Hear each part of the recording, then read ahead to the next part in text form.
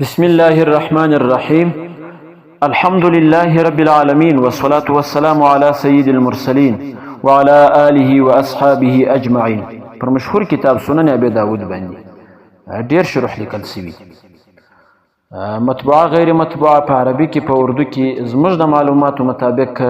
د 40 څخه زیات شروح ور باندې لیکل شوی، او موږ هغه شروح ذکر کوو چې هغه مطبوعه چاپ شوی د نن سبا په کتابخانو کې ملاویږي دستیاب،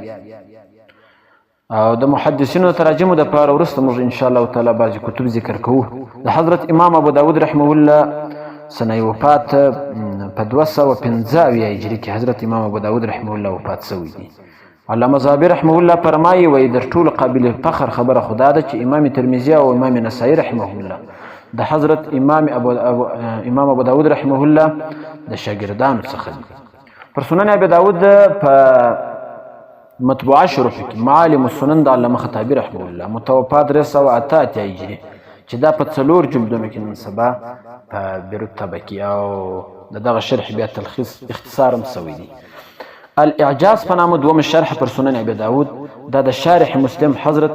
امام نووي رحمه الله متوفا 616 هجری په یو جلد کې تر کتاب الطهارت دا په یو جلد کې شرح د امام نووي رحمه الله. د امام نووي رحمه الله شرح د صحیح مسلم ډیره مشهوره ده. او بل تهذیب السنن د علامه ابن قیم رحمه الله متوفا 215 هجری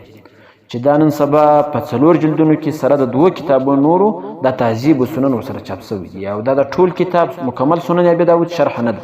بلکې د چند ابواب شرح بلل کیږي. دا شرح چاپ شوی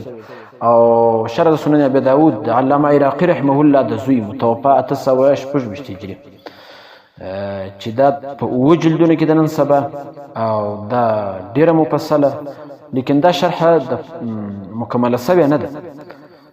دا شرح مکمله شوی نه ده، شرح د سنن ابي داود د علامه عراقي رحمه الله د زوی، او ډیره مفصله او مکمله شرح د سنن ابي داود لابن رسلان الشافعي رحمه الله. دا د امام احمد ابن حسين ابن علي رسلان الشافعي رحمه الله شرح دا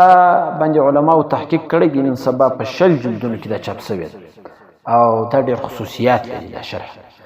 د نسخ اختلاف، د غریب الفاظ وضاحت، ضبط د اسماء او کلمات، د صحت او ضعف په لحاظ سره د حدیث حکم بقدر ضرورت د روات او حالات، د فقها او مذاهب دلایل، خصوصا د فقه شافعي ځکه مصنف شافعي المذهب دی، او دا رقم د حدیث څخه مستنبط چې کوم فواید او فقهي مباحث، فقهي اقوال، مذاهب، دلایل، استدلال او د فقه شافعي د فاره وجه د ترجیح. دا شرح په 6 جلدونو کې او تقریبا اعراب هم لري. دا چې کوم حدیث پر حدیث باندې اعراب، او دا شرح د سنن ابي داود په شروح کې ډیره ښه شرح ده، ډیر خصوصیات لري. یو چې دا شرحي ورسته بل شرح ذکر کوو ان شاء الله تعالی د سنن ابي داود په شروح کې. او بل شرح په متواتر شروح کې شرح د سنن ابي داود د علامه بدر الدین عینی رحمه الله متوفا 855 هجری چې دا تر کتاب الزکات پورې په 2 جلدونو کې دا شرح سته. پاکستانی طبقه هم سته، بیروتی طبقه هم سته، لیکن دا د مکمل سنن ابي داود شرح نه ده. تر کتاب الزکات پورې د علامه بدر الدین عینی رحمه الله ده، بس پیدا کول یې پکاري، مطالعه کول یې پکاري. او بل د علامه سیوطي رحمه الله شرح چې دا پر سنن ابي داود باندې فتح الودود چې دا د حاشیه په طرز کې خو جلا چاپ شوی په 5 جلدونو کې د امام ابو الحسن نور الدین ابن عبد الهادي سندي رحمه الله متوفا 1108 هجری دا په 5 جلدونو کې پر سنن ابي داود باندې. او بل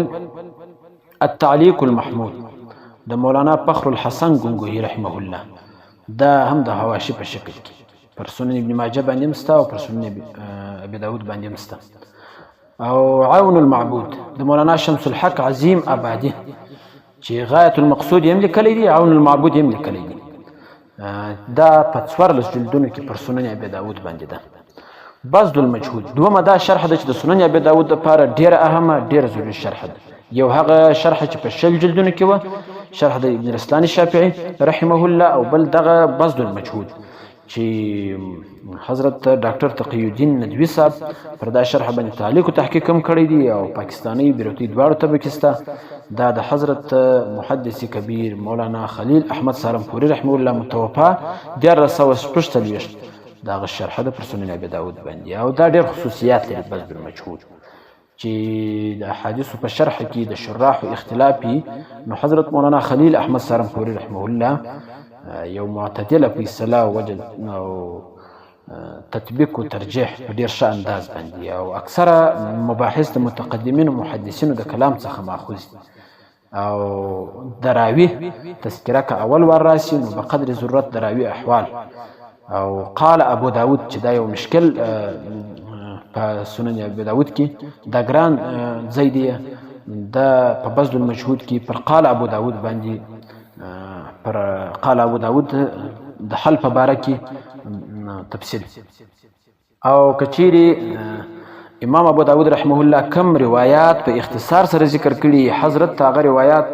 مکمل ملاو سوي نو پر حدیث ذکر کول او کم روایات چې امام ابو داود رحمه الله مرسل ذکر کړي وي بیا دغه روایات متصل سند ذکر کول پر تعاون المعبود کې چې د مصنف څخه چیرې الته ساوسوي د غوین شندهي کول او بیا د فقها او مجتهدینو ائمه اربعه مذاهب بقدر ضرورت دلایل ذکر کول د مسلک احناف مدلل وضاحت کول مشهور اختلافي مسائل په تفصیل سره ذکر کول بیا پر بذل المجهود باندې د حضرت شیخ الحدیث مولانا محمد زکریا کاندلوی رحمه الله تعلیق او حواشی د بیا نور ډیر مفید دی حضرت شیخ الحدیث مولانا زکریا کاندلوی رحمه الله ډیر وخت حدیث استاد تیر سوی دی او ډیر کتب لیکلي دي نو بذل المجهود د سنن ابي داود په هغه شروح کې د چې د سنن ابي داود لپاره ضروري شرح ده او بل دا امالي چې د امام العصر علامه محمد انور شاه صاحب کشمیری رحمه الله متوفا 1452 هجری درسي افادات په درې جلدونو کې دغه امالي پر سنن ابي داود باندې دا درسو چې دا د اهم شروح یا اهم کتابو سره پر سنن ابي داود باندې بل شرح په مطبوعه شروح کې المنهل العذب المورود شرح سنن ابي داود دا د علامه محمود محمد مالکی رحمه الله شرح په لس جلدونو کې تر کتاب المناسک پورې لیکل شوی متوفا 1452 هجری چې دا په لس جلدونو کې ده او بیا د علامه محمود محمد زوی شیخ محمد امین پر دغه المنهل العذب باندې تکمله لیکله د فتح الملك المعبود په نامه باندې تکمله المنهل العذب المورود دا د کتاب المناسک څخه شروع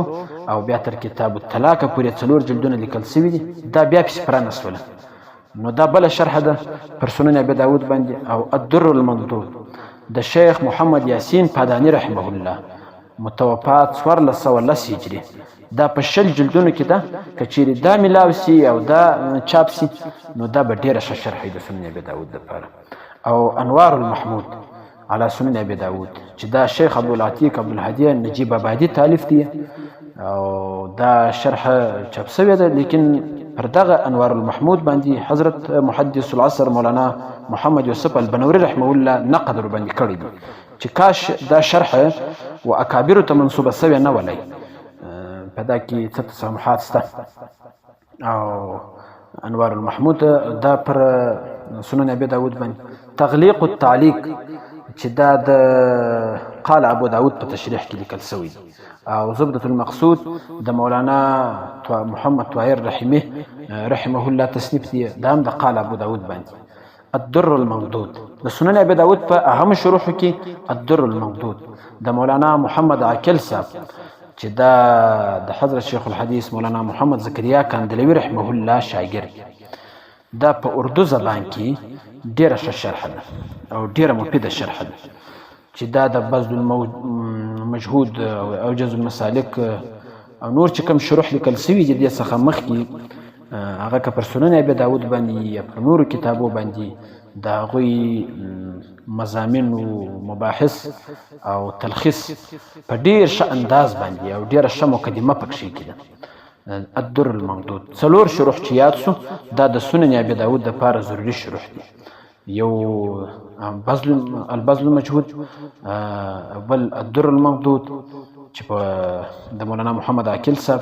امالي د حضرت شاه صاحب رحمه الله او شرح د سنن ابي داود د ابن رسلان الشافعي رحمه الله په 60 جلدونو کې دا 4 شروح پر سنن ابي داود باندې.